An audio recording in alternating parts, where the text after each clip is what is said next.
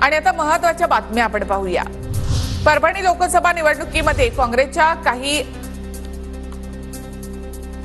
पदाधिकाऱ्यांनी महादेव जानकरांचा प्रचार केला। खासदार संजय जाधव यांना नावासह नाना पटोलेंकडे तक्रार, जाधवांची पत्राद्वारे कारवाईची मागणी। विदर्भातील 60 पैकी 42 विधानसभा मतदारसंघात महाविकास आघाडीची सरशी, फक्त 17 विधानसभा मतदारसंघात महायुतीचे उमेदवार विजयी। फडणवीसांमुळे भाजप विदर्भात रसातळाला गेली, राऊतांची टीका। लोकसभेच्या निकालामध्ये भाजपच्या मुंबई अध्यक्षांसह 4 आमदार नापास। आशिष शेलार यांच्या मतदारसंघात उज्ज्वल निकम यांना 3606 मतांची नाममात्र आघाडी। राम कदम, अमित साटम, भारती लवेकर यांच्या मतदारसंघामध्ये महायुतीचे उमेदवार पिछाडीवर। लोकसभेतील वंचितचे उमेदवार वसंत मोरेंचे डिपॉझिट जप्त। मोरेंना केवळ 32,012 मतं।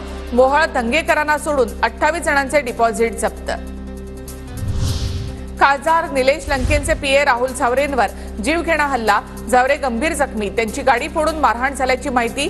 राहुल झावरेंवर रुग्णालयामध्ये उपचार सुरू।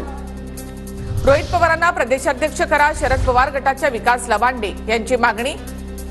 शशिकांत शिंदे रोहित पवारांवर प्रदेश संघटनेची जबाबदारी देण्याची ट्विट करत मागणी।